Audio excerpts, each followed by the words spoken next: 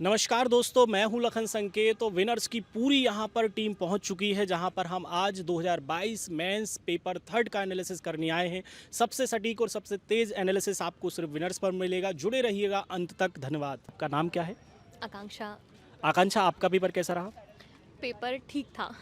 Paper ठीक था। अच्छा, 11 मार्कर के जो प्रश्न इस बार रहे हैं, टफ रहे, हार्ड रहे या फिर आसान दिखे आपको? कैसे लगे? 11 मार्कर यदि एनर्जी में देखा जाए और इन्वायरमेंट में देखा जाए तो वो ठीक था।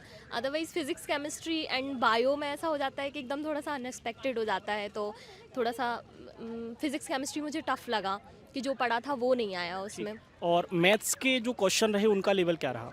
मैथ्स ठीक था। मैथ्स ठीक था, मतलब ओवरऑल जो पढ़ने वाले बच्चे हैं आसानी से कर सकते थे। हाँ, मैथ्स ऐसा था कि आराम से किया जा सकता था। यदि आपने एक बार देखा है, बहुलक पूछा था और भी जो क्वेश्चन थे ना वो थोड़े से सिंपल टाइप के थे मैथ्स के। जियोलॉजी के जो क्वेश्चन आए वो कैसे रहे? जूलॉजी भी ठीक था। ठीक है, मतलब एक बार कार से हम कह सकते हैं कि थर्ड पेपर में जो बच्चों को समस्याएं आती हैं इस बार नहीं आई। और प्रोटेस्ट भी किए गए थे कई सारे बच्चों के द्वारा, और कहीं ना कहीं उसका भी असर दिखा है। और पेपर यहाँ पर मॉडरेट टू टफ रहा है ना? बहुत आसान भी नहीं रहा, बहुत मॉडरेट भी नहीं रहा। बिल्कुल कह सकते हैं, आसान तो बिल्कुल नहीं था। इवन जो आयोग ने कॉपी के साथ किया है ना ब्लंडर, कि इस बार जो है कॉपी का साइज़ एकदम से बढ़ा दिया है, 5 नंबर में स्पेस बहुत ज़्यादा कर दिया है। इवन लेंथ तो छोड़िए, उसकी विड्थ भी चौड़ी कर दी है, तो वो थोड़ा सा अनएक्सपेक्टेड था। पहले से आपको बता देना चाहिए था कि आप कॉपी कैसे देंगे। प्रैक्टिस अलग टाइप से की थी एंड क्वेश्चंस जो हैं वो तो ठीक हैं, बट कॉपी की लेंथ की वजह से ना थोड़ा पेपर छूटने की दिक्कत हो रही है। पहली पेपर से हम इस पर डिस्कस करते आ रहे हैं कि जो इस बार 5 मार्कर का जो पैटर्न रहा उसमें बदलाव आए, क्योंकि वो पीएससी है और प्यार युद्ध और पीएससी में कुछ भी हो सकता है, कुछ भी संभव है। तो इस बार ऐसे ही कुछ अनएक्सपेक्टेड चीज़ें रही हैं पीएससी के साथ भी। धन्यवाद आकांक्षा, और उम्मीद करूंगा कि आपके अगले पेपर भी बहुत अच्छे जाएँ। आपका नाम क्या है? जी, मेरा नाम विकास रावत है। विकास रावत, ये बताइए सबसे पहले कि जो पेपर का पैटर्न अभी तक था 5 मार्कर में वही रहा या कुछ चेंज हुआ? थोड़ा मतलब मेरे को जो 3 मार्कर थे वो थोड़ा ठीक है, और 5 मार्कर तो एवरेज मतलब मॉडरेट ही बोल सकते हैं। ऐसा इजी विजी कुछ नहीं आया था। मैं पैटर्न की बात कर रहा हूँ, पैटर्न वही रहा? पैटर्न वही था, सेम था पैटर्न था। अच्छा, ऐसा माना जाता है कि जो पेपर थर्ड होता है अदर पेपर से थोड़ा टफ आता है, कई सारे लोगों का क्वालिफाई भी नहीं होता। इस बार कैसा रहा? सर वही लेवल था पहले जैसा, मतलब टपी है सर, मेरे को तो टपी लगा सर। जो 11 मार्कर के प्रश्न रहे उनमें से कोई रिपीट हुआ है क्या? नहीं सर, रिपीट तो नहीं हुआ है सर कोई सा भी इनमें से, लेकिन हाँ कल आर्टिफिशियल इंटेलिजेंस वाला आया था, वो 3 मार्कर में इसमें आ गया था। चले, तो अभी आपका ओवरऑल पेपर कैसा रहा? अच्छा रहा, बुरा रहा या बहुत अच्छा बोल रहा? सकते हैं सर, ठीक था।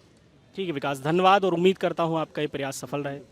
हमारे साथ एक और परीक्षार्थी जुड़े हैं जो इनका नाम अनंत है। तो अनंत से चर्चा करते हैं कि इस बार का पेपर कैसा रहा। तो अनंत बताइए कि ये जो पेपर थर्ड रहा, बाकी के जो दो पेपर रहे उनसे लेवल हार्ड रहा या वैसे ही रहा, या कुछ अलग आपने बदलाव देखा? सर ये वाला पेपर बिल्कुल मतलब इतना भी नहीं है जैसा 20 का बिल्कुल टफ आया था। जैसा कि आयोग ने बोला था पेपर 3 इतना टफ नहीं रहेगा, तो ये मॉडरेट टू टफ है। मतलब जिसने पढ़ा है वो हैं, क्वेश्चन बिल्कुल सॉल्व करने वाले हैं।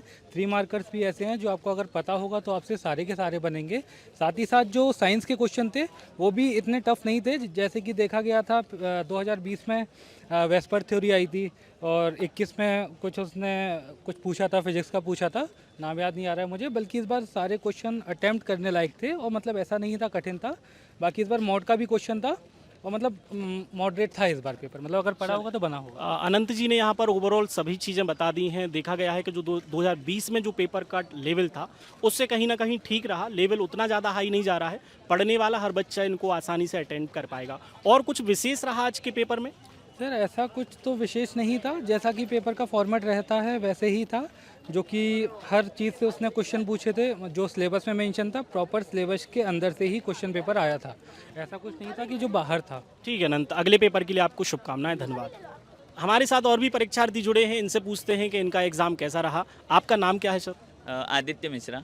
आदित्य, आपका आज का पेपर कैसा रहा? इस बार कह सकते हैं कि जो 2 पेपर्स ने दुखी किया था छात्रों का, आज वो दुख कम हुआ है थोड़ा। तो आज छात्रों का दुख थोड़ा सा कम हुआ है। रीज़न ये है, मैं आपको बता दूं, क्योंकि जो पेपर थर्ड होता है अधिकांशतः है कई सारे लोगों का क्वालिफाई ही नहीं होता, क्योंकि पेपर का लेवल थोड़ा हार्ड होता है। लेकिन इस बार जैसा कि मैंने बाकी लोगों से भी बात की तो समझ आ रहा है कि पेपर का लेवल ठीक रहा, पढ़ने वाले बच्चे कर सकते थे। जी जी बिल्कुल, अचीवेबल था। 3 मार्कर तो ऐसे थे, काफ़ी सरल थे, तो उसमें ज़्यादा नंबर रहते। तो मेरे ख्याल से कई बच्चों ने जैसे एक बार कुछ प्रोटेस्ट भी किया था, जो कॉमर्स या आर्ट्स बैकग्राउंड के रहते हैं, कि मतलब इसका लेवल इतना हार्ड है कि हम कर नहीं पा रहे। तो मेरे ख्याल से आयोग ने इसका संज्ञान लिया है और इसका स्तर वही रखा है।